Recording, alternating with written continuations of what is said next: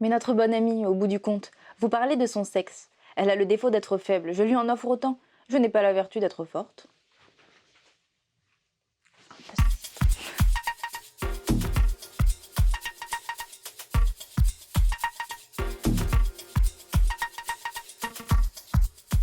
Bonjour, ici Jenna, actuellement présente pour vous parler de la pièce de théâtre L'île des esclaves de Marivaux, qui est très courte.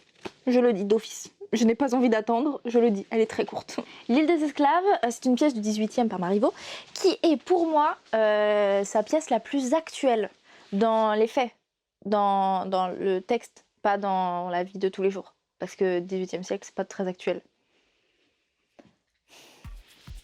Ce qui est bien, c'est que je m'exprime bien.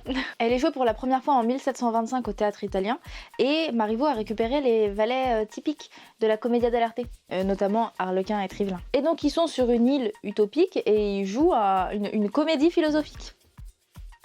Beaucoup de hic. On y rencontre Iphicrate, donc qui est le maître, Arlequin qui est le valet, et ils arrivent d'Athènes pour aller sur une île, sur l'île dont je viens de vous parler, et ils rencontrent là-bas Trivelin, qui est le chef de l'île. Retenez juste ces trois noms. Trivelin, direct, il leur explique. Nous, on est sur une île où tout est inversé. Donc normalement, Iphicrate c'est le maître et Arlequin c'est le valet. Que nenni, ici, Arlequin sera le maître et Iphicrate sera le valet. J'adorerais vivre ça en France. Genre tous les chefs d'entreprise deviennent employés et tous les employés deviennent chefs d'entreprise.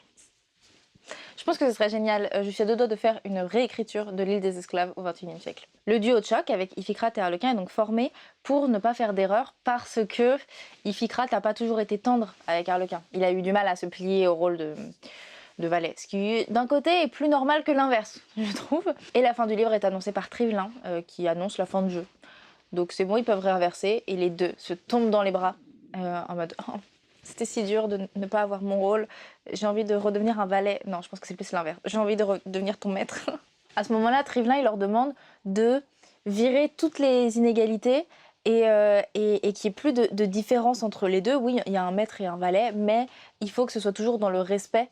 Et il leur explique que justement, ça c'était pour les aider à avoir une relation beaucoup plus saine et moins toxique. Trivelin avait un skyblog, oui. Donc la morale veut que tout le monde se respecte et puis c'est tout. Et ensuite les deux bonhommes retournent à Athènes et ils vont vivre leur vie tranquille dans leur coin. Évidemment l'enjeu de Marivaux ici c'est pas d'abolir l'esclavage, c'est juste de faire en sorte que les maîtres soient beaucoup plus tendres. Cette pièce on me l'a conseillée quand j'ai commencé à grandir et à me plaindre de toutes les inégalités auxquelles j'assistais. C'était ma prof de français en 4e, Madame Gillet si vous passez par là, qui m'a dit lis l'île des esclaves, ça te fera du bien une telle morale. Elle avait raison. J'en suis sortie beaucoup plus sereine, je me suis dit bon bah... En fait je suis pas seule à penser ça, bien que toujours un peu révoltée, mais ça c'est une autre histoire. Cette pièce se lit super vite, premièrement parce qu'elle est très courte, il y a un acte et 11 scènes, et deuxièmement parce que elle nous accroche. Quand on la commence, on a juste envie de la terminer. Peut-être que c'est parce que le livre est petit, j'en sais rien, je ne saurais pas donner de vraies infos par rapport à ça, à ce ressenti. Après... peut-être que c'est aussi parce que la pièce est hyper actuelle. Si elle avait été écrite par quelqu'un du 21e siècle, on aurait dit que c'est audacieux, mais ça nous aurait pas choqué.